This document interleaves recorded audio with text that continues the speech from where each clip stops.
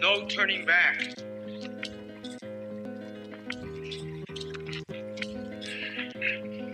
But we have our ancestors with us. We're going to continue to dance with them. Dreaming them. Calling them. Being them.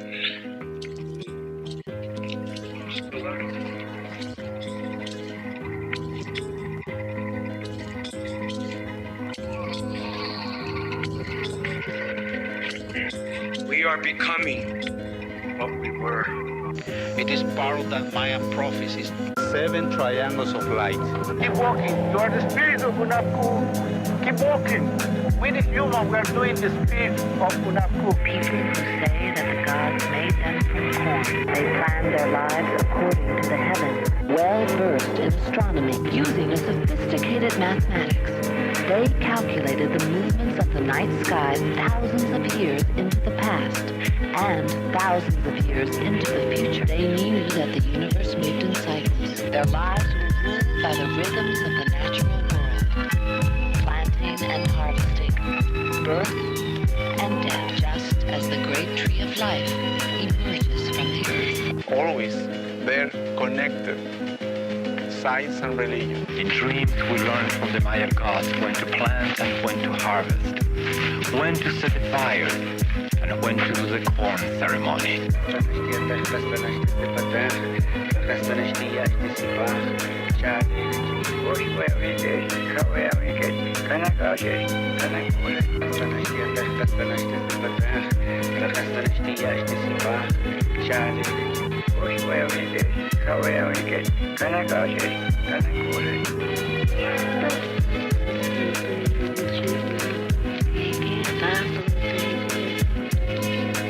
What we're digging up, what we're coming up with is part of our history. And the men that lived here are some of the greatest men we've ever had. And it's a fact that we're getting to know more and more and more about the life of these people. They still maintain their customs. They still maintain their ways of organizing their societies. And it's very exciting to see how much of the ancient Maya way of life is still alive and well. Because American history does not begin in 1492 with Columbus. It begins in 200 BC with the first Maya king who wrote his name on a stone. What is happening now is the people who made these places, people like Yashpak or Bird Jaguar or Pakal, are getting back their voices. They are becoming real to us and speaking to the people of the 20th century about who built this place and why and what they felt and what they thought about the world. These are not anonymous people anymore. You are the spirit of Unapu. Keep walking. We the human, we are doing the spirit of Unapu. Yo, yo, yo, LA Natives Podcast. What is going on, Zero? What up, what up? I'm over here on the IG Live, and this person's hitting me up. You know what? We've been crazy busy.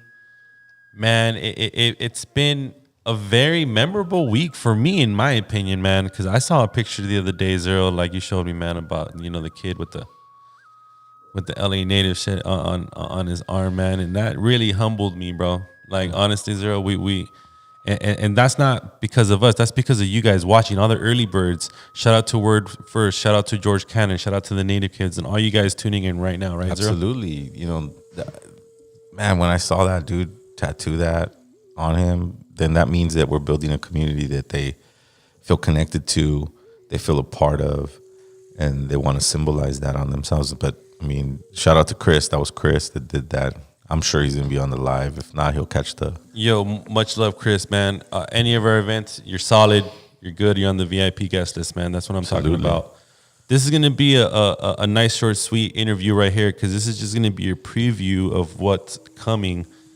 I have one of my, best friends, longtime homies, cross-eyes analysts in the building, Miguel. Like, we go way back. He used to make music with my brother. I think you guys are even on the same project. What a small world, right, Zero? Yeah, I mean, and Miguel, I think you are a big fan of the podcast, right? Oh yeah, I've tuned in a few times, man. Definitely. That's crazy. I didn't even know about this project. Which one?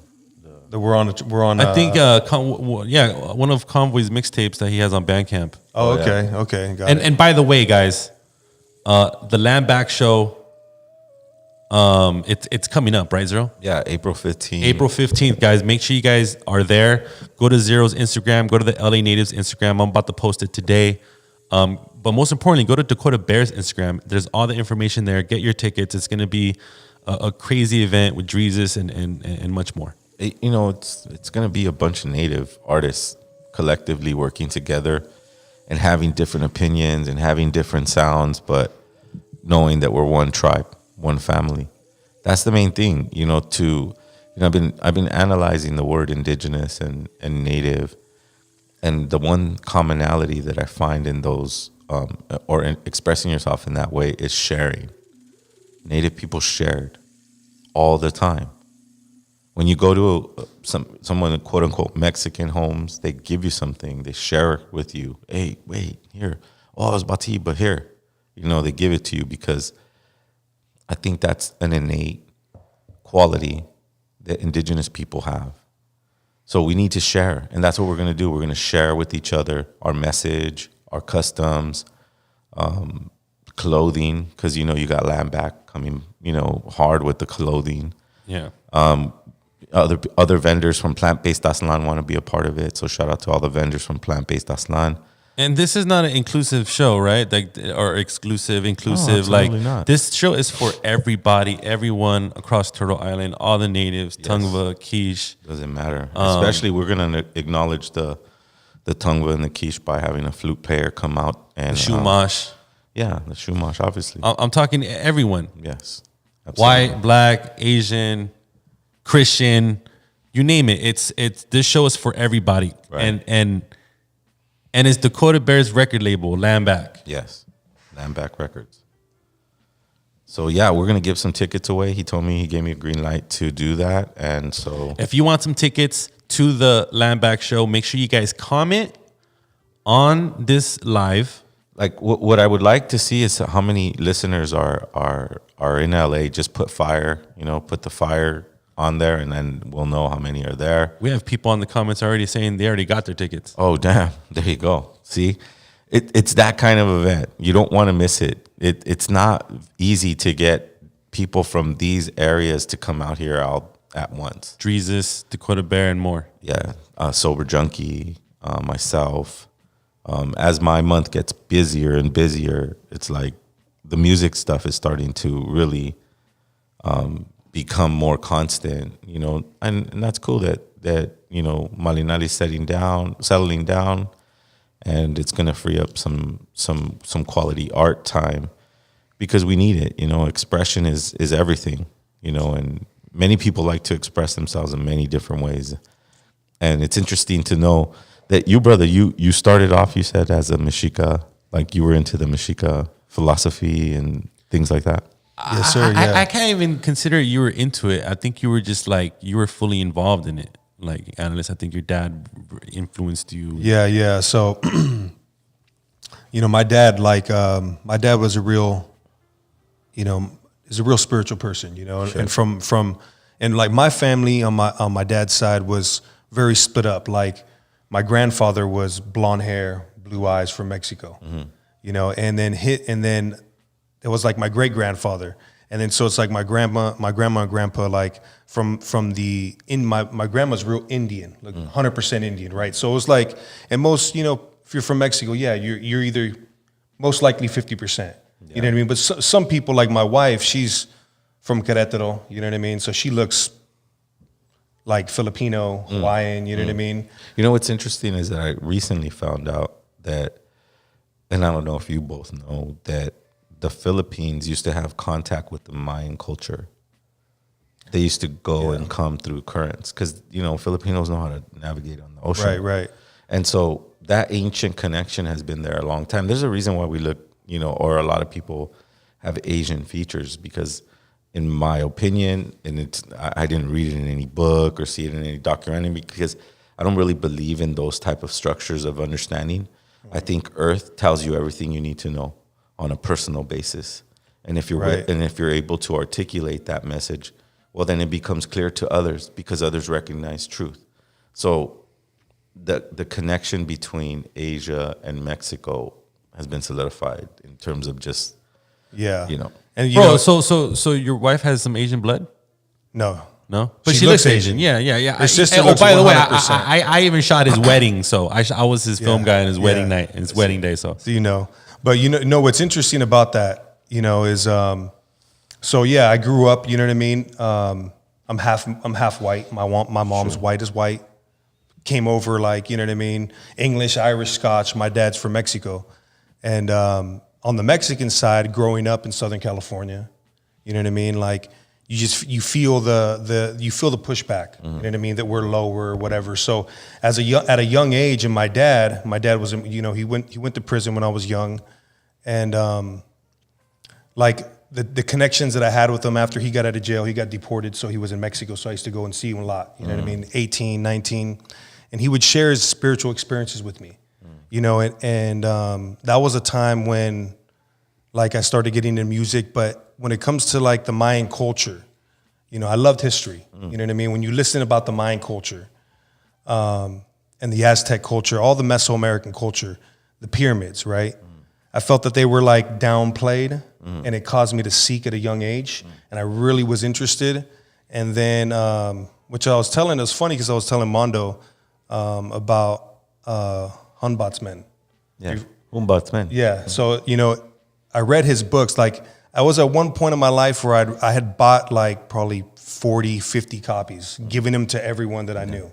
You know what I mean? And that's one of the books that really kind of changes perspective. Yes, for sure. Did you read Secrets of the Science, Maya Science and Religion? Yeah, exactly. Yeah, that was a cool book. I mean, we still study that book today. I mean, I crack that book open all the time, you know, because Ombudsman was pretty profound. He was, definitely. He was, I mean, I think he was pretty much one of the pillars back then. The movement was a lot different back then, you know? Sure. So then you started off studying or getting involved with understanding this culture, and then you took a turn, right? Right. So I'd say it was probably... What made you go, oh, this wasn't for me? No, actually what happened was I got into, there was another book called Riding the Zubia. I don't know if you know what that is. Or Surfing the Savuya? That's what it is, yes. Jose Arguellos? Yes. I read that book, and that book like projected me on a spiritual journey that I started seeking. You know, and then that's it. I thought it was writing because I couldn't find it. I kept on looking up for it. No, it's called Surfers. Surfers of the Savuya. Yeah. So back then, he also wrote another book called The Mayan Factor. All of that information is it's kind of hard to decipher because he's talking he has the perspective of the Maya, but we don't have the perspective of the Maya. So when you're trying he was an American, right? Jose Arguellos was, you know what? I think he was Argentinian. Was he? I think he was. If I'm correct, because in the early '90s, man, when we got awoken, we went in deep, man. A lot of these authors that people read now, we went to go see them at this little bookshop with 10 people there. They didn't understand what the fuck he was saying, nor did they care, because it was the era of Obama or you know, people. It was very wealthy in the country, so everybody wasn't really suffering from money. They were getting loans, they were buying houses. No one cared about consciousness or the atrocities of how we got to this place where we, you know, are exploiting people's lands and we're not being fair with the wealth. But these books were very revolutionary in the mind, right? The Surfers of the Savuya, but it was kind of hard to kind of understand. Now I understand because I'm like 23 years deep into doing and studying and understanding the concepts. Right. But back then it was new. So I was kind of scratching the surface. This was probably 2006 that I read that book, and it's interesting when you talk about, you know, Ombudsman. He talked a lot about like the ancient culture that was here, right? People say it was a lost city of Atlantis, whatever, but how it was connected, right? And then the whole thing of the book was that there's different words deposited in every different culture that mean the same in Maya. and that was, I mean, that's profound, very profound. And you know what I mean? that just gave me the idea of what I just explained to you about the Filipino culture. Right, exactly. That's what I'm saying. That the way Humbatsman explains it in a couple of his books is that this was the university of all religions. Right. Because we were able to absorb and learn from many cultures and then make it our own. Right. You know. But there was more connection there worldwide. Sure. At some point there was, because there's still theories, right? Talked about people, even Ombudsman talked about there was people from the sky, right? And that there was more connection worldwide. And so that's how these deposits, but the Mayan language was very unique, you know what I mean? And it was very unique, different from any other language. You know, there wasn't no association. So yeah, that was really intriguing. So, you know, I'd really, really loved that book.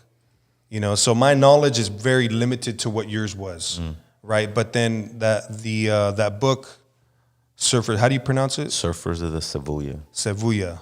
But it looks like it's like Zubia. Yeah, it's spelled with a Z. Yeah. Okay, yeah. So that book, I started reading that book, and it was kind of, this was 2010. Actually was just working on a solo album. I just stopped doing the promotions. So I got to a point where I was like 25, right? Got to a point where I was looking for more. You know what I mean? I was looking for my identity. You know what I mean? As a human being, like, what's my purpose here? Right? And was not a Christian, was not raised in the church or at all, had no Christian influence. And especially from my dad would have these spiritual experiences where he had astral projection, he would tell me about. So I believed in it. Like, I believed in it by theory, you know what I mean? And because of his Indian side, like, that side of his family is just crazy. You know what I mean? They're all crazy, you know, but they were very, and his dad was a very, like, you know, by the book type guy. And so as I read that book, one of the things in that book was talking about contacting your spirit guide, which is your double dimension, right? I don't know if you remember too much of that book, but it's that there's a dimension, and that this was what the ancient practice was in the temples, that they would, at certain times of the year, like the vernal equinox, they would get together and they would have these outer body experiences or certain experiences with the supernatural. Sure. So it was funny because it was like a time in my life, me and my girlfriend, she's now my wife, but we were together. We were, you know, I was like, I just bought this new album, and, you know, it was like kind of at a crossroads. Like, do I stay here? Would do this? Do I do that? And so I started reading that book just naively, like, you know, like, open the page, you know what I mean? Like, what should I do? What's the next chapter? And then I started having, the book pretty much describes that you need to get in contact with your double dimension, because your double dimension is communicating, right?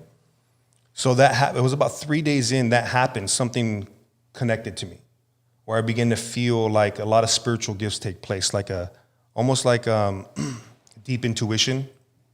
But things were happening. A lot of it is like walking through signs, walking through doors, right? As things are connecting, right? Like we're just living in this physical plane, but something else is working in this other dimension, and it's trying to communicate to us. So as we open these doors and things happen, and we walk through these doors, it guides us. It begins to be guiding with us, right? Something begins to guide us on a spiritual level. So yeah, that's what happened. I started having a lot of, go ahead. Well, I mean, I like the way you're explaining that. And, you know, like I said, when I read those books at first, I didn't, we couldn't conceptualize what they meant by that, right? But if you look at the Tonalama and you understand the sacred calendar and follow it, you'll start to conceptualize why they thought dimensionally, because they put symbols in math. It wasn't like they were just walking around one day and then just went into an astral projection. Oh, of course. No, there was specific calendar counts that put certain stars in certain positions. Now, those positions, maybe they meditated too.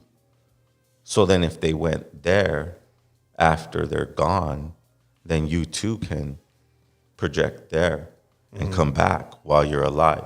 It's it's ritualistic, but communication with ancient blood relatives that live inside of us. Why am I saying that? Is because one of the rituals for the Maya was to cut their foreskin, put it into blood, burn it, and then see the vision come from the smoke. But what is he really burning? He's burning his DNA. So that DNA is coming up, and his whatever trance he's in, whatever music is playing, is invoking that sound. But it's not just done on a Tuesday, or you know what I mean? It's not just done any day. Well, yeah. Because it was interdimensional. And that's where I feel like the Maya were incredibly advanced due to math. Of course. You know, and viewed not like we view the world, Monday, Tuesday, Wednesday, Thursday, Friday, Saturday, Sunday, Monday, Tuesday. They didn't view the world that way. They viewed the world in, wow, it takes 89 years for this star to be in this position. We need to do the ritual. Like, imagine not waiting to do a ritual for 89 years. That has to pass through the hands of other generations for it to be completed. Mm-hmm. Hence the dimensional concept. Right. So that's what I'm trying to explain in terms of understanding what the Savuya meant. Mm-hmm. Right? Surfing the Savuya is surfing time. Right. And peeking through the holes when things are in position. This is why I think this is such a dope conversation, because like I'm sure there's a lot of people that watch this that could relate to analysts, that could relate to Cross Eyes regarding this. But like for me personally, like I try to follow the indigenous ways, the Mexica way, the Mayan way. Mm-hmm. You know, of like the sun god and Quetzalcoatl. Like I believe in that. Mm-hmm. I just think the Christian faith as a whole in the book is just a book of death, bro. I don't know, Zero. Like I don't allow anyone to influence me. You know, I just believe everyone is influenced by something, either a book or something, imagery or shit like that. But when I try to like dig in deep, I just feel like, you know, it wasn't too long ago when they treated us like shit. Right.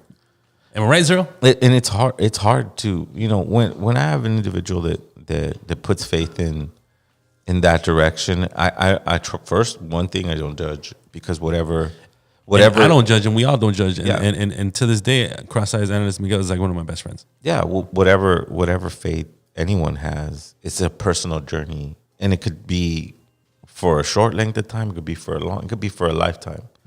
But there is, I see, largely in the indigenous community as a whole, like there's a lot of, you know, indigenous natives and relatives that are like completely against the Bible and Christianity, and then there's a whole other part of like Native Americans and natives that are like just Christian, like our brother Superman. Mm-hmm. Yeah, exactly. Like for some individuals, it was saving grace, or maybe he went from a horrible situation to a Christian family who treated him fairly and gave him opportunities. And, you know, it's kind of confusing for an individual. But the root of what we're talking about, and the only way to really, and I'm talking about the growing up in that church, not finding the church.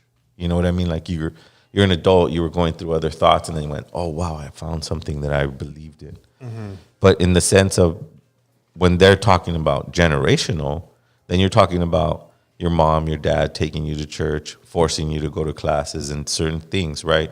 Right. And if we go, which is what I'm doing.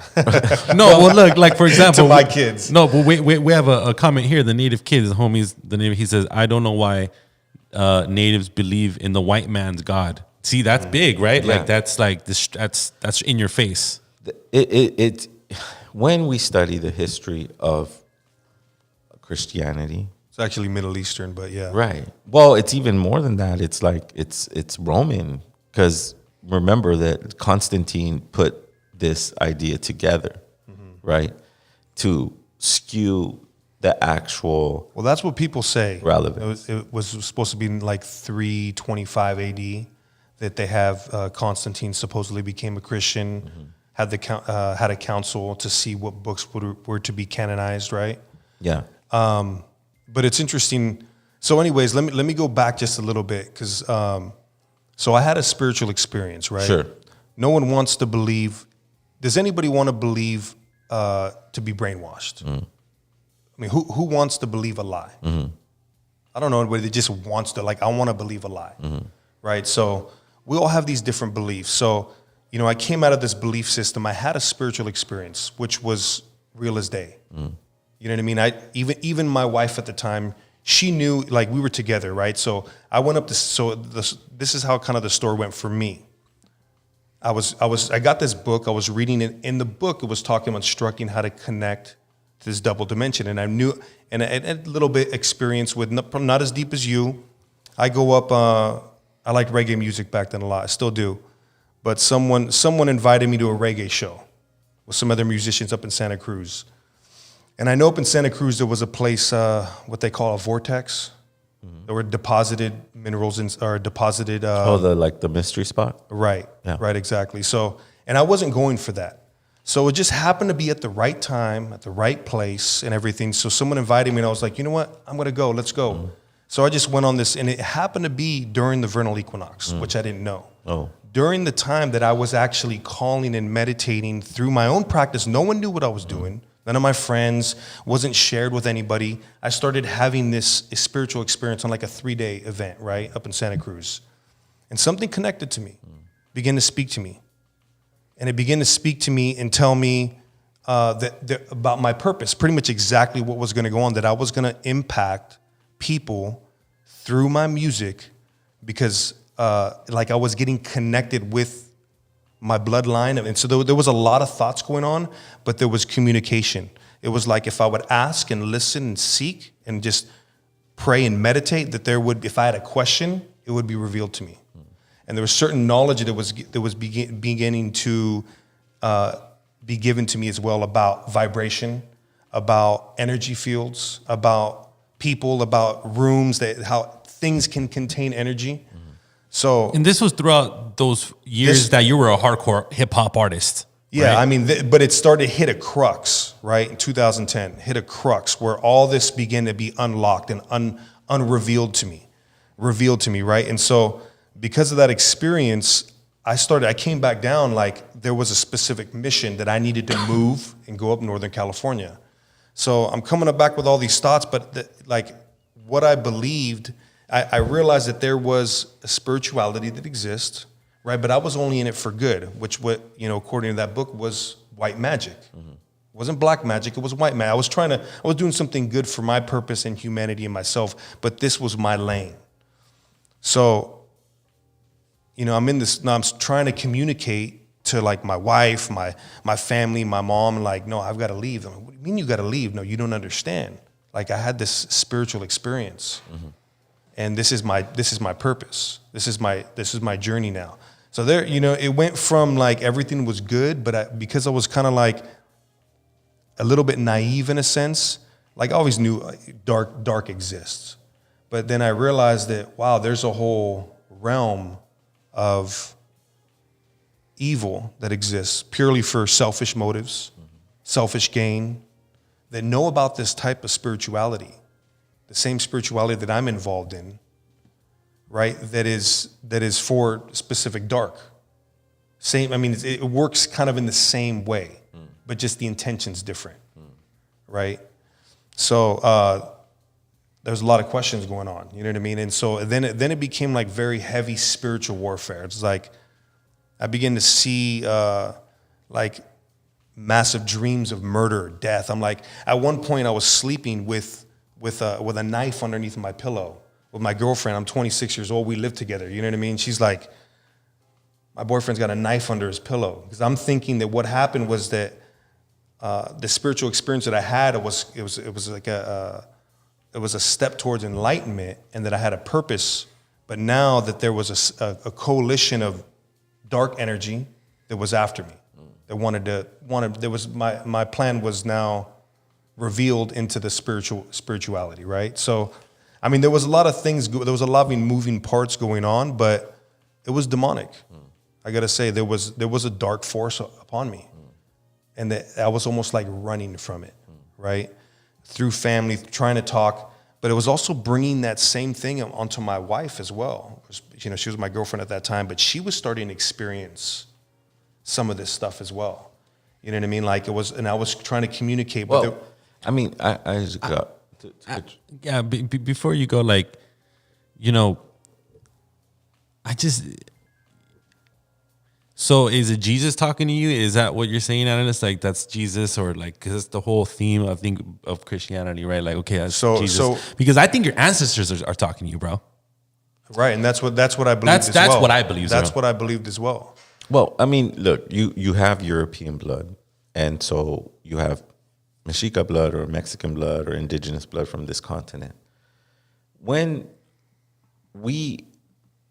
If we were to, okay, this side is the European side and this side is the Mexica side, our concepts were completely different from this side. They were completely different. There was no good and bad. There was no good and bad. There was be aware, because life will take you at any moment. And the difference between European thought in terms of death is different from what we understood death was. We looked forward to our death, if that makes any sense. Right. Because it was inevitable. But it wasn't that we were your spirit would go back to the sun. Well, correct? it would your energy would come from, because all the energy in life form was from the sun. Absolutely. And then it goes back to the sun, correct? Absolutely. Absolutely. It's even in this modern day sense where we follow the Tonalama from whatever we can piece together from back then in that time, that day you were born, the time you were born, gives you a tonal. Tonal means energy. That energy came from where? Sun. And I like the way Uncle Masatin describes it. He's all, everyone is born with a sun ray, a string, a tiny string that goes all the way up to the sun, because he gave you that energy, right?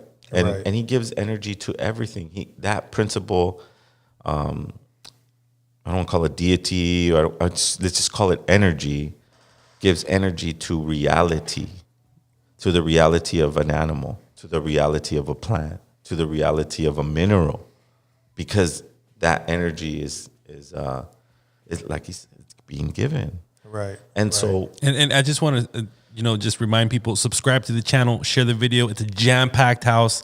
I already knew having one of my good friends, Analyst, in the building, it was going to be, explosive. He's on COG, by the way, guys. So it's just like randomly he was here. We were chilling, listening to dope underground hip hop. Just let us know, Analyst, once you get the call, so we could get our audience prepared. And this is why I already know we're going to bring him back very, very, very soon. Yeah, he's calling me right now. It's actually funny. I guess Lakers lost. Oh. Yeah. That sucks. But no, so I mean, in a nutshell, let me finish in one sentence, right? Is that I felt like through me becoming a Christian wasn't by choice. It wasn't by like, oh, I'm just going to become a Christian one day, or let this pastor tell me everything. Like I had a spiritual experience, right? And then it was very good, but then it turned to be very dark, right? So my girlfriend at the time, she goes, you know what? Why don't you, I'm going to take you over to this church. Like this dude needs help, right? And at the same time, legitimately, I was kind of losing my mind too. I wasn't even doing any. Everyone back in the day from my old homies thought I took some peyote, did something like that, and I took some drugs and I lost my mind. You know what I mean? That's the consensus of what everybody believed, right? I don't believe it works that way. I think that we hold memory through our bloodlines, right? And those bloodlines communicate to us, which we don't understand. Right. Well, exactly. So that's back to what the book was talking about: is getting connected, having direct communication with your double dimension, because it's constantly speaking to you through your bloodlines, right? Right. Well, but I've come from my studies and my own meditations, and this is not something that came from a shaman or what people call shaman or medicine men. But what I've come to understand is that what we consider multidimensional really lives inside of us, because each cell in our body is alive. It vibrates. Correct, yeah. And I believe that when you get chills, it's a collection of cells agreeing on whatever truth is being revealed, right? Like a favorite song that gives you chills because you're connecting a truth. You're relating to his truth. Right. And truth has no words. It just shows itself. Right. Well, there's something there that, like, regardless of what you believe, you're an atheist. There's something there that's unspoken. Mm-hmm. There's an interconnection that people do identify with. You know what I mean? Regardless of what I believe it is, what you believe it is, which Mondo believe, whatever, there's something there. And we can't, as human beings, we can't escape that. No. Right? I agree. Animals are beautiful because they live what we desire to live by sometimes, which is in the moment. Mm-hmm. They're forced to live in the moment. They don't live for the future. Mm-hmm. They have scars from the past. They can remember the past, but they live in the moment. Right. Which is what we have a hard time doing. Absolutely, because to live in the moment. Because there's a lot of inventions that distract us. You know, there's a lot of distractions from a phone, from a TV, from a radio, from all those things. But I gotta get going. This client's blowing me up. No, man. Dude, a pleasure, man. Thank you. Yeah. No, but the thing is, this is why. It's cool that you read those books, because those books I would have never mentioned. And this was unplanned. Cool. This was unplanned, analysts. We need to plan this out. We're gonna bring you back in the next month. Like, all right, man. Sounds good. We'll go deeper, man. All right. Like, thank you, bro. Thank you guys. Brother. Appreciate it. No worries. But so no, and it's a jam-packed house. Yeah. Zero. Yeah, absolutely. I mean, if anybody wants to jump on the telephone and wants to express their experience and all that stuff, I like to be open to everybody's experience, man, because really the truth is that we're all just kind of journeying in a sovereign way, you know. Throughout our experience, we're going to have many different revelations, many different points of view, and that's the point. But I tell young kids though. But do you get my point of view on that? Like, it's because they don't know. I can't let go of what I believe the truth is. I just think that book, you know, and I know my family, you know, my family's heavy Catholic. My mom was kind of like siding on Christians, but like, man, I grew up, you know, dude, just making super bad decisions in life, always kicking it with the bad crowd, and just, you know, at that one point I thought I was atheist, and ultimately, like, I just had an awakening, and just by listening to music. This is why I love Analyst. I love Cross Eyes, because he was making music with my brother. You made music with my brother, and like, ultimately, like, a lot of people get influenced by music. I'm sure you've met so many people, Zero, like, hey man, I got into, following the red road because I listened to a El Vu record. Yeah, no, I'm just speaking facts. Zero. Believe me, bro. Like, my homie Stevie, shout out to Stevie, rest in peace, Stevie. He was a hardcore gangster, and he's all, bro, I want what is more than just this record. And I was like, okay, cool, let's go to the Sweat Lodge. Went to the Sweat Lodge the next day. He was another person. Like, he really got his own awakening without, you know, any interference from me, or any lectures from me, or any book recommendations from me. I believe I'm a critical thinker. I think for myself, bro. Like, I just think, you know, me and my brother, like, we would have to be critical thinkers and just think, you know, on ourselves to run underground hip hop blog, to create some sort of brand.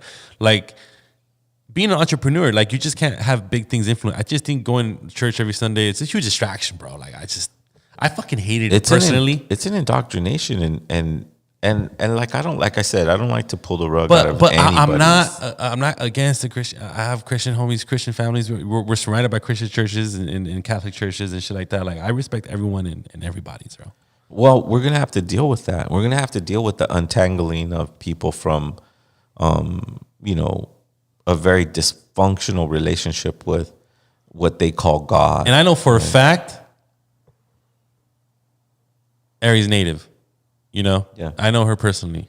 Analyst's wife, Cross's wife, and she's definitely native. Oh yeah. Oh, well, that's what he was saying. Yeah. You know, and look, we're all journeying. He's probably, you know, he started off with his father influencing him to be into this culture, and then he had a spiritual experience due to whatever it is that was that experience, and now he has an opportunity. He's still alive, and he's still journeying. And I'm sorry, people might think I'm crazy, but Zero, like, when I saw the movie Zeitgeist, I'm not into movies, but it's like, yo, that kind of makes fucking sense. Dude. I was like, yo, this is fucking what I've been thinking all along, right? Like, Zeitgeist, the movie, the first Zeitgeist movie. I mean, that it might not all be factual, but like, I don't know. No. When I saw that, I was just like, bro, this is like to the T, right? That was the cool thing about Zeitgeist, is that the brother did his research.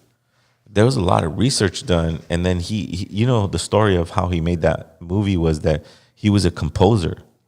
He had composed this composition of music, because if you notice that when you're watching the movie Zeitgeist, it's like classical Has some music. dope beats, bro. Okay, well, he composed that, and he's all, wow, the music's really cool, but I should put visuals onto this. I should put research onto it. And then that's what he did, and it ended up becoming this own, you know, crazy movie about, you know, how the financial system is rigged, and how, you know, the regurgitating of different cultures' version of Christ. And that's why I mentioned Constantine. It's like, when you go back further into Christianity, you'll start to see the big players of it. And when you see the big players of it and know the outcome of what it is today, how we don't know a lot of what we should know. We should know that the earth did not come into pass, like, or into fruition 2,000 years ago. We should know that your life right now could be heaven if you concentrate enough. And what I mean, but I don't even want to say heaven, because heaven is a distorted version of reality. We need to be aware. We need to go back to our own traditions, and our own traditions taught us how to be at one with nature. When you're at one with nature, there is a danger. There are predatory animals. There are poisonous insects. There are poisonous foods. There are poisonous flowers. Not once did we ever say that you're going to walk into this environment and everything's good. Never. We need to invoke the spirit of awareness at all times. And this is what gives us an advantage by coming from this culture, is that we were masters of developing awareness. Awareness on so many levels. Spiritual levels, farming levels, all kinds of levels. Our awareness was keen and sharp. That's why our abuelos, you know, I don't know if you had this kind of a grandfather, but he was super smart, and he never went to school. He could build a house. He knows how to, you know, measure. You know, he plants his crops on a certain day.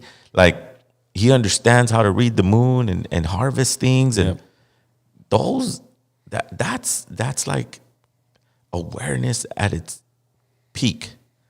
You know what I mean? Knowing that. And passing on that wisdom and knowledge. Ultimately, for me, I see, like, I don't know, I see the Christian church and the Catholic church. For me, there's no fucking difference. They're all part of the same fucking cabal anyways. Yeah. Like, that's how I feel. Well, they benefit each other. I mean, they give loans to each other. I'm glad he mentioned that book, you know, The Secrets of the Maya Science and Religion, because to have the perspective of having a scientific, analytical, skeptical view of things, that comes from Humboldt's men. Because common sense is science. The common sense science. The science of observation. Not the science of your summation of whatever it is that you're trying to do. It's thousands of years of passing on the truth. This star rises right here, right now. And if we follow it for 50 years, we'll see if it moves to the left or to the right. And if it doesn't move, then this is the right spot. It's the science of observation. I like to say the science of observation, not domination. In other words, you're not trying to figure things to master it or control it or own it. And that's what science does today. It only does it so they can control something. So it could say that it invented it, like the genome and the mapping of the genome and all of the other things that come with that lab type science, right? They observe for short periods of time, then come up with conclusions, where our ancestors mastered awareness. And to master awareness took centuries. And what I mean by centuries is that you can spend your whole lifetime trying to master awareness, but whatever you learn, you passed on to your grandchildren or your son or your daughter. This wisdom comes from the heart. This wisdom comes with experience, not wearing a white suit, reading books, torturing animals, torturing people, hurting people, not knowing what chemicals you're trying to pass as medicine. That's not science. That's the circus. And the worst of them are those television evangelists Yeah. who I grew up watching, man. I should have thought that was the most dreadful garbage that any human being could just get sucked into, man. Because what was the whole point of that? Is to give them money? Yeah. No. And they would bleed people alive, bro. They would suck people dry, bro. You know, I grew up very Christian myself. My grandparents were Christian. Not just the English. My mom was Christian. There was Spanish television, and you know, all kinds of. But you know, the weirdest experience I had in a church, you know, and it really woke me up, and I was really young, is that it came time to give offering, and the fucking dude went in the back and locked the door. Like, okay, it's time to give offering. The dude went to the back and fucking locked the door. Fuck.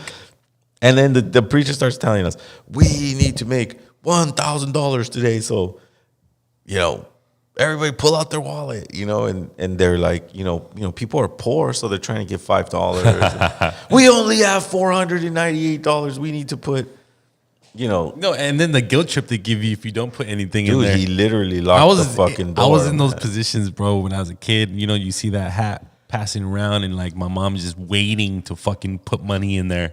Yeah. As if it was like some sort of like good deed was gonna bless us, but we still, you know. You're still in the same situation. And I guess when you become a part of a group, know that the contribution has to benefit everyone, not just that particular structure or those people that work there. That's how we decipher. You know, if not, then you're just buying a tabloid. You're buying entertainment. You know, you're paying for your ticket at the movie. You know, you're going to get this dramatic sermon, and at the end, you're going to pay a ticket fee, and that's your offering, right? Like there's a line of a hip hop artist that I used to listen to, and his name is Thomas. He was saying, "Television evangelist, more crooked than crooked cops." Yeah, I mean, and I was listening. I was like, man, he can't be any much truer than that, because honestly, if you follow up with all these popular ones, yeah, the big ones, bro, they own compounds, they own mansions, they only planes. Drive and fly in private vehicles. Yeah, bro, there's a huge disconnect up there, bro. I mean, that's completely. What's the name of that dude? Owen Wilson? Is it Owen Wilson? Yeah, he's a big and his right? father was a big one too. Well, I mean, he fills a stadium. So imagine if everybody just contributes $5 to $20 in between all the people there. In one day, he makes millions of dollars. And that's just one Sunday service. I'm sure he has fucking Wednesday. And this is how I felt that was going on in the 20s, in the 10s, in the 1900s. There was stadiums being filled pushing the Christian faith while they were savagely killing natives on their homelands and just burying it like as if nothing was happening. There was rewards for slaughtering natives, and not just natives. They were treating minorities bad. They were treating blacks bad. But they would go to church on Sunday, and listen to these pieces of shits talk, right? Yeah. Well, they did it in the name of manifest destiny, which is another term for the doctrine of discovery. You know what happened? I went to Sprouts, right? I saw these two nuns walking around. I love nuns. I fucking walked by nuns. them. I wasn't trying to be rude. I'm never going to be rude. I'm never going to be like, but I asked them a question. You did? And it was about the Pope repudiating. Yeah, I saw that. It said the Pope recently repudiated the Doctrine of Discovery. I want to go blah, blah, blah, blah. I want to go deeper into Spiral Web says. I want to go deeper into what that is. But I go to the nuns and I go, so can I ask you guys a question? And they're like, yes. And they thought I was going to ask them about Jesus or some shit. And I go, what's your opinion on the Pope repudiating the Doctrine of Discovery? You know what they answered me? What is the Doctrine of Discovery? Oh, wow. God. Wow. That's why they're nuns, bro. Wow. You don't even know that? Like, that was mind-blowing to me. Right? And then you have the Pope going, I want to repudiate the doctrine of discovery. You know what I mean? And to repudiate means that they're no longer, it's not that they're no longer going to validate it. They're going to say that we never were a part of it. That's what it means. And when I looked it up in Google, right? So it's like when they went to Canada and we're sorry we fucked you up. We're sorry we murdered you. We're sorry we're digging up thousands of native kids. We're sorry we raped you. We're sorry we took your land. We're sorry that you're devastated. You're so devastated that most of your population is committing suicide. We're sorry. Like even with this doctrine of discovery and your repudiation, are you going to give all the land back? Are you going to give all the properties you own back? That doesn't mean anything. It does not mean anything. It as a matter of fact, they're poking fun of you. That's the way I feel. They're not taking responsibility at all, not one fucking bit. Right? Not once we fucked up with, no more doctrine of discovery. Everybody go to this day. Everyone go to the nearest Catholic church and tell them your hardship, and since we're fucking billionaires, we're gonna help you out. And to this day, there's no true accountability for what's been going down at these schools, these residential schools. Everyone's fucking pointing the finger. It wasn't that long ago, guys. It was not. Ask Dakota Bear himself, bro. He's in the forefront of that battle. Some of his community still has to go to those things. And no one's even mentioning the residential schools in the USA. Mm-hmm. Like as if just blame Canada. Just make sure it doesn't come leaking down this way. But this is all a part of the doctrine of discovery. Right. So now in 2000, I remember at those 2023, apparently you could go and for hundreds of years rape somebody, murder someone, exploit someone, and then at the end of that, you get somebody very eloquent and says, "Oh, you know what? We repudiate that. That was completely wrong." And from what I know, wasn't this land at one point Mexico? So there was, of course, some raza out here, some Mexicans out here, some Mexicas out here. So it's just we don't know what really went down, but that's how I feel like they just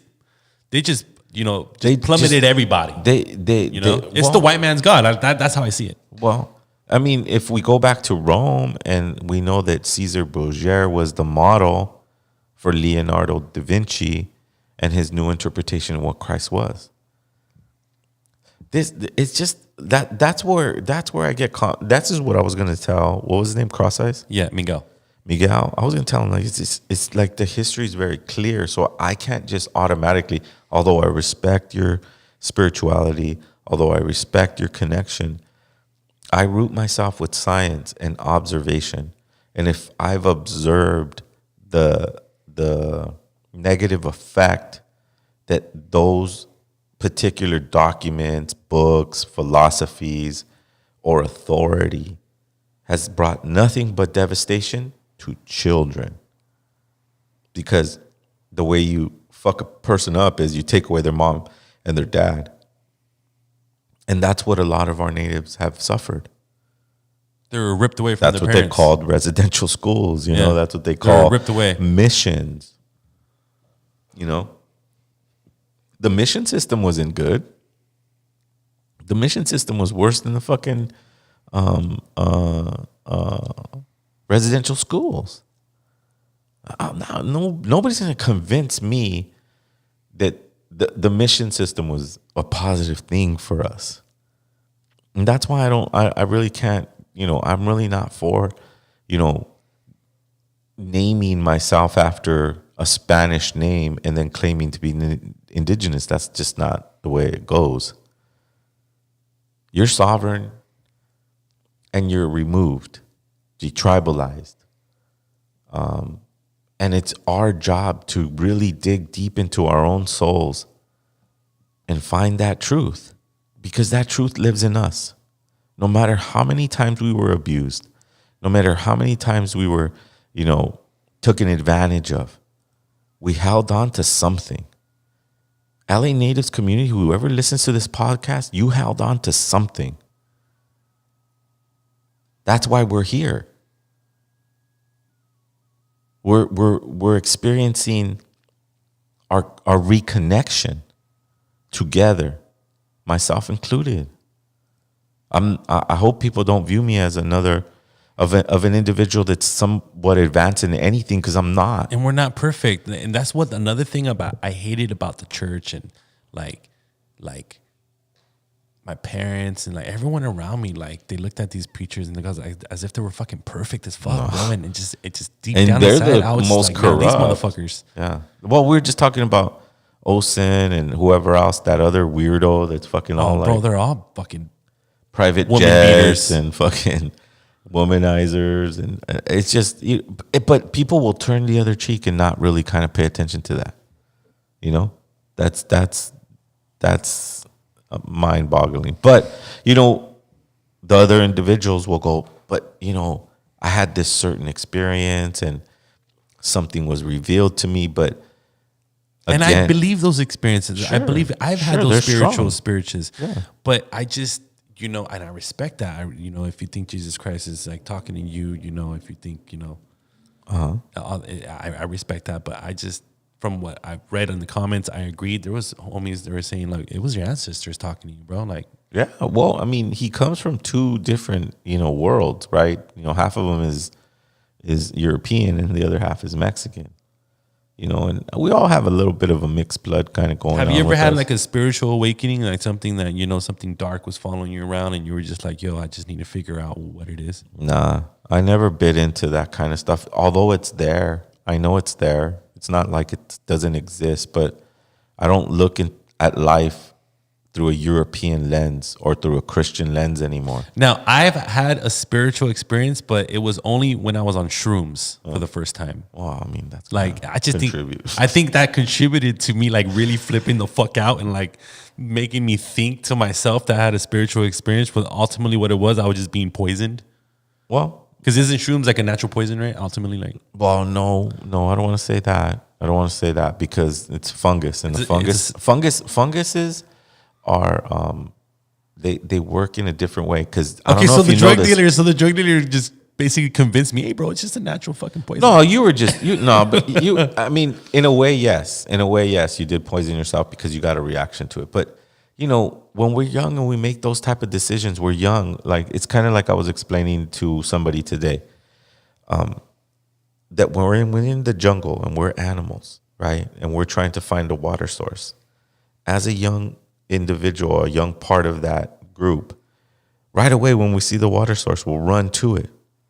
But our mother wouldn't let us do that sometimes because they go, well, first we got to go to this tree and stand behind this tree.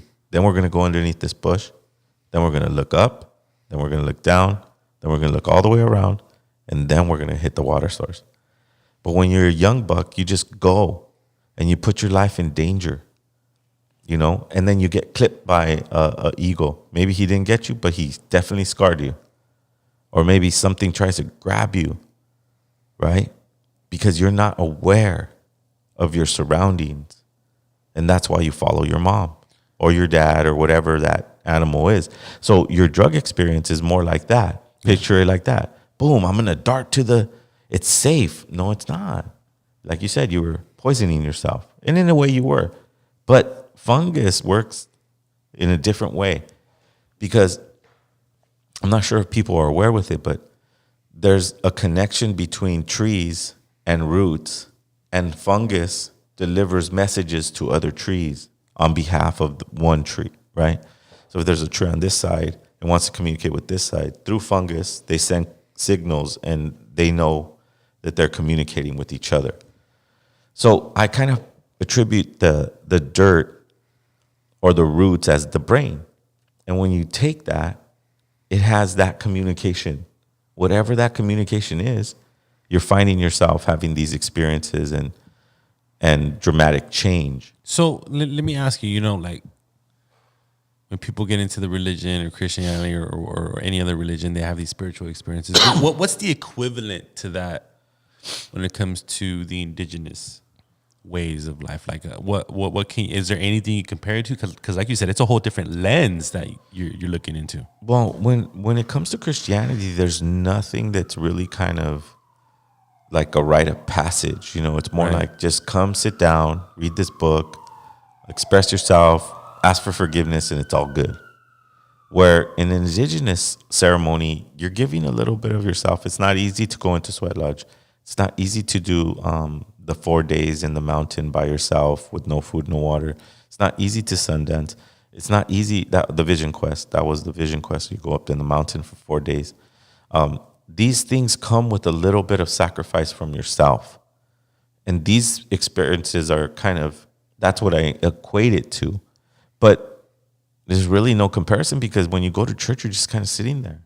They never say, hey, go fast for fucking 10 days and then,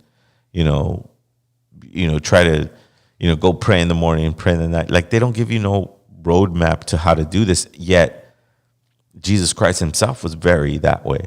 He fasted, right? 40 days, 40 nights.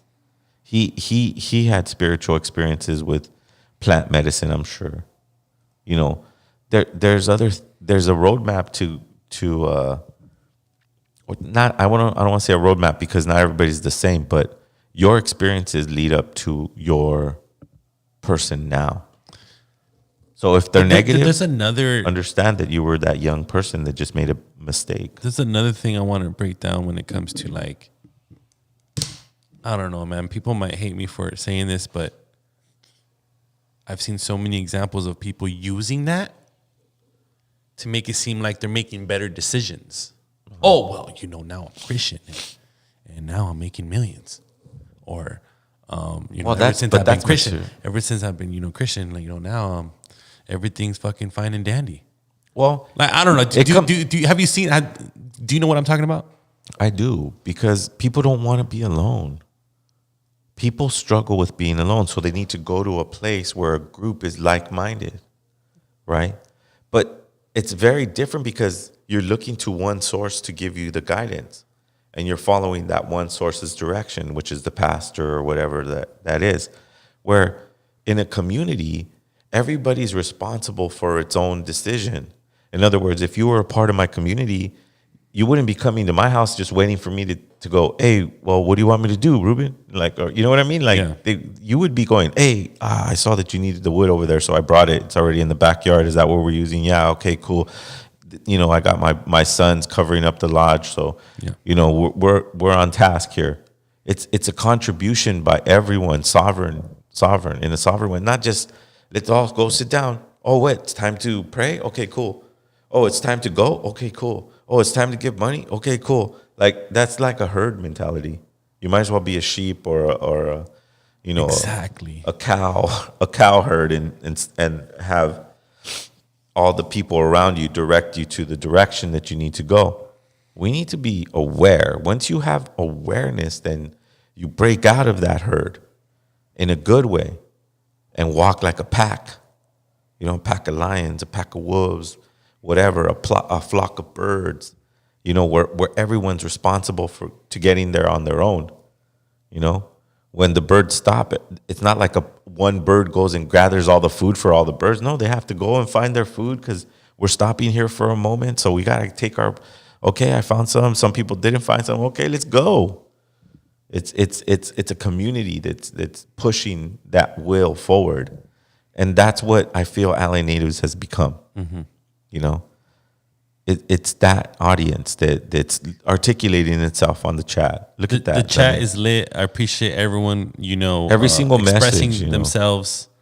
Yeah, every single message on this chat. I mean, from the bottom of my heart, I appreciate the interaction, and keep expressing yourself. We have a phone line that you can call and express yourself to as well. So these are complex issues, and they're not solved in one day. But what was interesting about your homie is that he read some books that were pretty deep back in the day. And that's why I love him to death, man, because he looks familiar. He's a very sharp dude. He knows a lot, man, and ultimately he's an artist at the same time. So absolutely, I understand the struggles as an artist. Like, sometimes, I've met so many artists that are in that breaking point where they transition to another genre, or because it was a calling or something. But that's just sometimes what artists do. Artists evolve and exactly change, and you're one day you're part of a group and you feel like that group's going to be forever, but it's not. It's a project. That's what I understood. But this is what Spiral Web says. It's a completely different worldview than that of the artificial reality we are all living in now. What is he talking about in terms of like the perspective of the Maya? Yeah, of course. It was very, very advanced. It was very advanced. I mean, sometimes I close my eyes and I just imagine using my creativity, using my heart, using my energy to imagine walking into one of those cities, you know, and having a Christian perspective like the Spaniards did, or whatever European came. Or even if you were Egyptian, or even if you were Filipino or Asian, the experience would be overwhelming because our people were very connected, not only to just plant medicine, but math, science, meditation, frequency, crystals. I mean, it would probably be overwhelming for somebody's senses to go into that kind of center of knowledge, because everything was positioned in the proper place through thousands of years of observation. This is how much intention went into our societies. And you hold that intention inside of you. I think that's what brings you here to LA Natives. I think that's what gets you to the shows, right? Like April 15th with Jesus and Dakota Bear, myself, and Sober Junkie. And that's how we become one community. You know, we're not looking for direction. We're looking for contribution. What can you contribute? Even if it's just your own energy. Even if it's just, I'm going to show up and just pay my ticket because I like these artists. You know, I'm going to go support the vendors that are going to be there. That's what creates community. What you get out of it is the experience, the connection, true family, because we all want healing. That's all we want.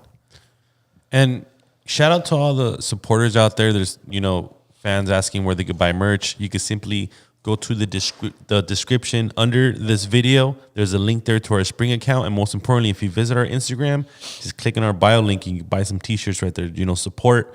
We're trying to raise some money. I'm trying to shoot a music video for Zero. We're about to release a new single. I think we're going to release it on Bandcamp before the DSPs, just to give people a sneak peek. But we're going to have it locked and you'll be able to download it for $1. I just think that is a good solution to give a preview of the sneak peek before we release it to DSPs where everyone can listen to it for absolutely for free. Well, right? Look, because that's what iTunes and Spotify is for. It's a necessary evil. But why not? Let's just use our independent outlet first. And we'll keep it locked. Like it's such a great single, guys. If you guys can support, and trust me, all the funds are going to go into PR, marketing for the single, and most importantly, raising money for this new music video. And we already have the film guy that's going to do it. And I want to be creative about what I'm doing because most of what I'm doing is a communal effort. And so if we put the single up there for $1, it's not so much that we're trying to be greedy. There's going to be a t-shirt linked to that single as well. It's going to be a full campaign, a t-shirt, merch. It's going to be a downloadable single, so you'll have the MP3. Yes, you know, and you know, you're supporting the message, you're supporting the vision. You know, being an entrepreneur, I don't rely on my art to really kind of sustain my family, because there's many other creative ways that I can do that. So that keeps my intention pure. So we can focus in on events. So we can focus in on the best products that we could give you. To get the good exclusive merchandise, go to the events, right? Yes. Like this event coming up on... I'm going to have all my new designs ready to go. And I want to get to a point where if we get enough support from the audience and we become, you know, the voice that we need to be for our community, then these shirts will be the tickets. Right. You know what I mean? The VIP backstage... It's not going to be a wristband. It's going to be this specific shirt because I only made 16 of them. Right. I only made 20 of these. I only made 4 of these. Right. There's little things that I'm putting into these shirts that are going to be exclusive so that, like, I don't want to go to a concert and, like, everybody's wearing the same shirt. I want to go to a concert and see, damn, that shirt is almost like mine, but it has this. Right. And, you know, these very little subtle things, and I'm working with Product Pistolas. I mean, this dude's a genius when it comes to merchandise. We're actually considering him bringing him on board for our daily underground hip hop blog show as a host. He's a great talent. Think he's very talented. Yes, he's a native. He's an LA native. Yep. He's a brother of ours. He's a dope artist. Absolutely, and he's a genius when it comes to marketing and making clothes. And we're gonna be transparent. We have fans asking us, well, how much money are you guys needing, or what's the goal in raising? Look, we don't need any money. That's not the point of running this podcast. Like whatever you contribute, we have donations of $1 a month or $1 a week. But look, buying merchandise is only supporting the podcast. We don't make any money doing this.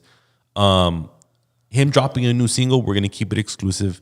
Download it for $1. You'll get the MP3. All this money is going towards just promoting our movement. Exactly. Everyone that's following this podcast, we're all doing it together, bro. Yes. And ladies and gentlemen, we're all doing it together. And everyone knows our intention since day one. Yes, how much do we need? How much is a music video in the independent circuit? Right. It's anywhere between, I would think $250 up to $1,000 on an affordable side. And guys, I run a hip hop blog. I know exactly what filmmakers want and need and what they deserve, honestly. Okay, look, I'm going to break down how much a music video costs because I've done them. A quality one. Okay, a quality one, a good one. I'm talking about a quality one that we put on MTV. Yes. I'm going to tell you how much it costs. $11,000. And I paid that myself. Yeah. So whenever we ask for $1 for the donation, it's very... I don't want you to think that, we're trying to take advantage of our community. No, that money is going to go towards an event, towards a free shirt, I want the shirts to be the NFT, not a digital picture. Right. I want the shirt, the actual garment to be an NFT, to be a uniform, to be if someone wears that, if someone sees that on you, you're using ancient symbols. So what I'm trying to do is mimic the dollar through this clothing, because it has specific symbolism to the clothing. And this is not just letting our audience know, only do this for $0. We're talking about, I want to create some sort of blanket system for our fans to support all the native artists that are on this channel. Yeah. Do the same for Dakota Bear. Dude, Dreezus is in town. If he's going to have merch, buy that merch. Man, you're not going to... $0, you're not a mainstream artist. No. And whatever you buy off me, Dreezus is not mainstream. Guys, I know everyone that's been watching, you guys been at concerts, right? You guys spend $50, $100 on these concerts to support the artist ultimately. Right. But what do they go do? They're fucking, buying Rolexes and driving around luxury vehicles.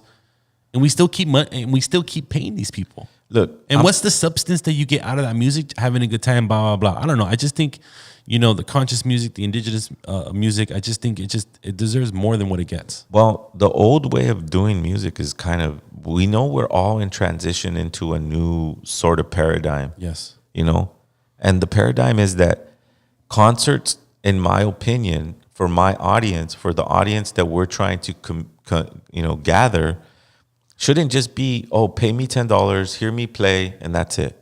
If you're going to go there, you're going to get a once in a lifetime kind of unique experience, because we don't know when Dreezus or Dakota Bear is going to come back. They come from far, and to come to our backyard and play an exclusive artsy show like the way we're doing, which is an all-age event. Yes, family friendly, and we're all just trying to gather and share this message, but it's unique. That's what we want to do with the clothing. I want it to be unique. I want it to be like, damn, he only made 5 of those, and you have 1 of them.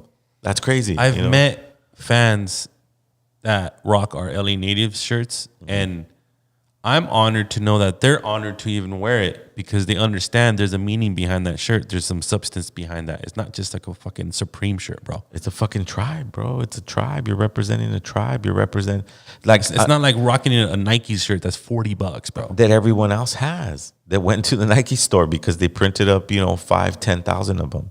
That's not what I'm trying to do. I'm trying to be so original beyond original. Like I want to tie the concert to a shirt, and that shirt would never be remade. So if you go to that concert, that's the only time you could buy that shirt. And to find where Zero is going to be performing next, visit his Bandcamp, because I'm actually gonna create Zero's Songkick account, which is a event touring listing system. And then whenever we update a show there, it automatically goes to your Bandcamp. So what we're trying to do is direct all of our audience when it comes to Zero's art to his Bandcamp. That's the only independent source right now that actually helps artists. Like, for example, I have the homie Sage Francis, who's performing at Rhymefest, one of my favorite artists of all times. Man, he only uses Bandcamp. He refuses to even release anything on DSPs. And I respect him for that, because he has a following. Right. And when you have a following, right, Zero, like, you don't need DSPs, bro. Like, you know, you put something out and people just eat it up. Yeah. Because it's a collector's item. They're supporting the mission, though. They're supporting whatever the mission is. And the mission is to create a community, a community of many different minds and many different hearts that we're focused on the next 7 generations. Enough with this following blindly. And enough with these comments, you know, hitting up, you know, people that are involved in this Lambback event, talking about, yo, are you just coming into our city to profit off our lands without inviting in any of the, you know, native people of these lands? Like, stop it with that. Like,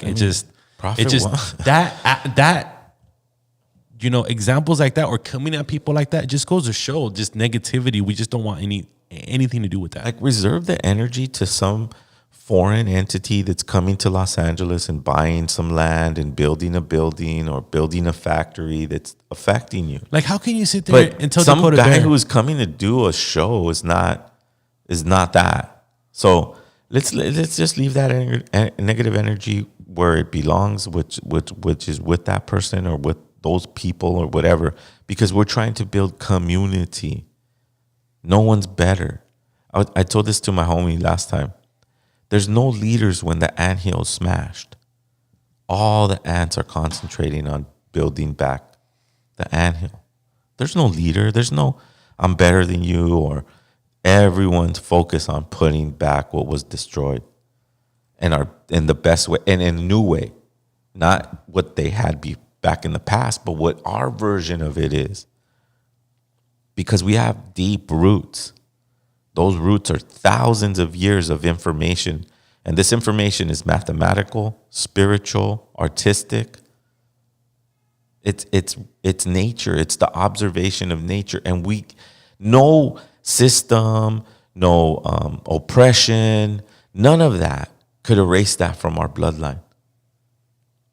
We have an innate connection with nature. We have an innate connection with animals, insects, plants, because our grandfathers had that connection. We understood that this world is a place where predators live, where poisonous things live. But if we're humble, aware, and decisive, then we should be able to navigate anything in front of us. As a matter of fact,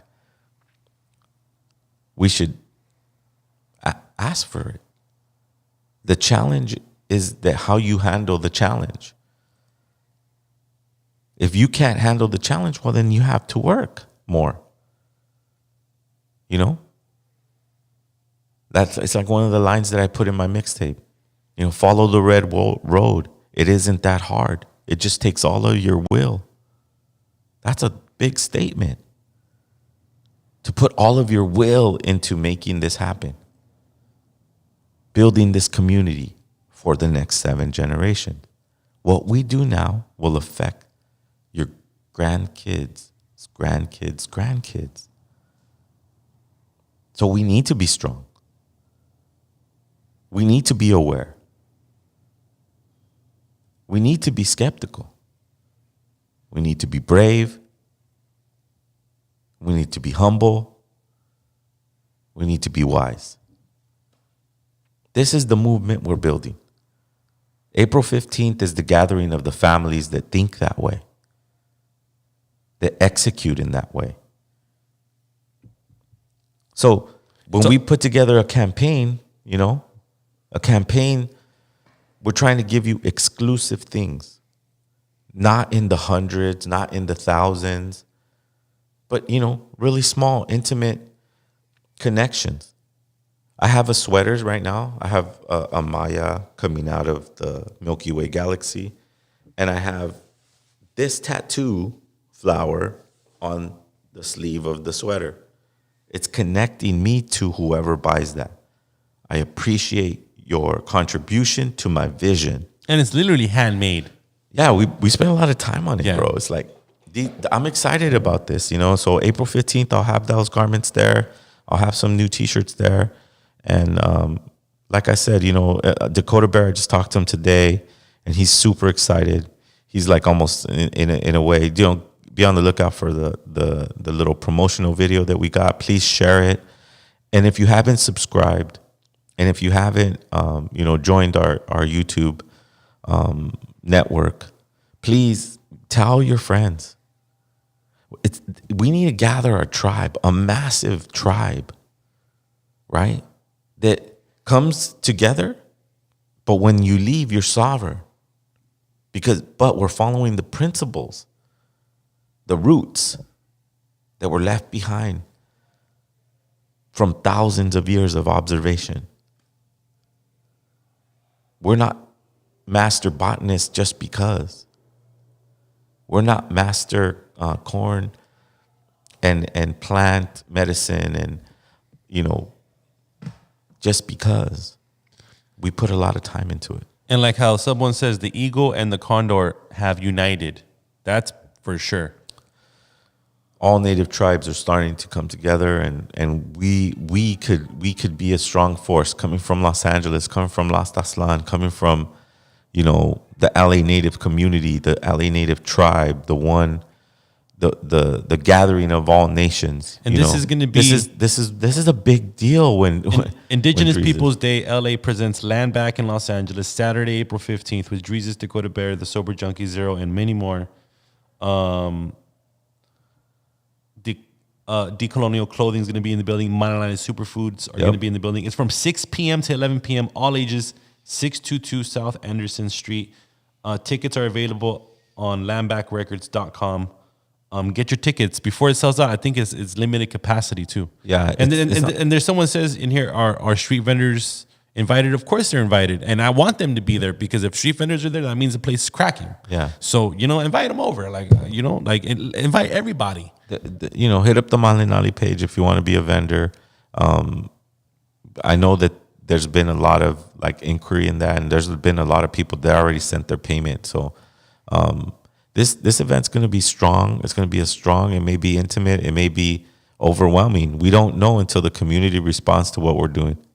You know, and man, give it up for Dakota, bro. Shout out to Dakota. Much love to him and all of his team. I mean, he's coming back to LA and offering things. He's not like just, oh, this is my city. It's like he's offering things, man. We're creating a communal event that's friendly for family, that we can get an experience, a communal experience, and be around another indigenous hearts. Sub One says he'll be vending hats and shirts. There it is. Pull up, tribe. Support the Sub One merch. Support the Zero merch. Dakota Bear has wicked merch. But yeah, Zero, you're right, man. Your merch is going to just be completely different, man. I just think you're elevating your game because, like you said, like the fan is not just going to buy it. It's going to be a full blown connection to it. Yes, you know. I'm trying to be. I don't want to lose that connection with the audience. Just like I have the connection with these individuals that are putting on the chat right here in LA Natives. I mean, come on, dude. Remember when we started? Man. We didn't have a banner. We didn't have anything. You know, we didn't even know what we're doing. You know, we still kind of don't. And we're still going to evolve this show. It's going to change. It's going to metamorphosize. It's going to have different opinions. We're always looking for interns. We're always looking for assistants who could help us post on social media, to help us make clips. I really want to expand our YouTube channel, maybe get another segment going, another host with another day. This is an open platform. This is Las Aslan Natives podcast, you know, and if you want to support, like Zero said, subscribe, hit the bell notification, comment, share the video, like the video. To support our merchandise, we have t-shirts available. Just hit the spring link in the description below, or just visit our Instagram. We have our merch link there. I'm revamping our website. I'm actually going to create LA Natives .net instead of .com because we're building a network here. Absolutely. I just think it's more appropriate because I just think it's a better feel. On LNAspodcast.net coming soon with all of our new updates. But most importantly, like I said, I want to direct all the traffic to your Bandcamp. So it's just type in 01492 on Bandcamp and the link will pop right up. And then if people are asking and inquiring about these specific merch drops, we'll get those pictures up as soon as possible. Absolutely. And they'll be available on Bandcamp. I have them. It's just I haven't had the time to take the picture, but that's not a big deal. We'll take the picture. These are exclusive. These next sweaters that I've put together, I'm gonna make a run of shorts. I started some sweats that have already been bought up, and I want to make these garments unique. And I'm gonna use the symbols that I've studied for over 20 years and put them on there, so that they can mean something. Because we can use that same kind of emphasis like they use with the dollar that's crashing and doing whatever it needs to do. We can use our symbolism as well to feed our inner side, the deep part of us, the part that guides us to being aware and being able to survive any environment. These symbols are special and they took a long time to make. So we'll have them on April 15th. I'll get the pictures up as soon as I can on Bandcamp. We appreciate your support, and just know that maybe we should give up some tickets away because we haven't even done that. Who wants some tickets? Just DM us on Instagram if you guys want some tickets. No, right now we'll just give them away. Right now we got 5 of them. So the people that want to go that live in Los Angeles, the next comments we'll go from there. Yep. Just throw some emojis on the screen and you got some tickets, guys. Yeah. And if you're watching this show live, send us a DM too. Exactly. We want the engagement. We'll put you guys on the guest list. The more, the better. So before we let you guys go, it's a packed house. Zero. We got so many people viewing us live. The chat is live. Any last words? Look, guys, there's a lot of work that we do behind the scenes that we really just do from the heart. And it's very important that you subscribe to this vision that we have here, this collective vision, because no one on this team wants to be a millionaire. And if we do become millionaires, it's going to be focused on the community, because the community is really the ones that are the millionaires. They're like all the stars up in the sky. It's not just one little star that we focus on. Collectively, we're beautiful. Even if we don't agree, we're beautiful. We're strong. We're united. Forever, like the clusters of stars that live above us. We'll see you April 15th. Oh, no, we'll see you next Wednesday. Oh, next Wednesday, we got a special guest. We got special guests that are lining up to come through. So next Wednesday, we're going to promote the show once again. Hopefully, we'll get the next, did the people want to go? Yeah. I already have them locked in. There it is. Loaded. Z33, Iron, Hyde, send us a DM. Priscilla Gonzalez, send us a DM.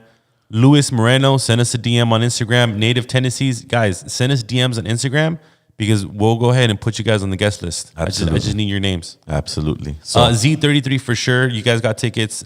Native Kids, Native Tennessees, Joaquin, Priscilla, Spiral Web, Southwest SD, Carrie B Love. Sub One's already going to be in the building. Man, it's going to be a lit night. It is. But take care of yourselves. Be aware. Be connected. Remember, the first light of day is your chance to have a personal connection with the energy that gives reality to everything. That's what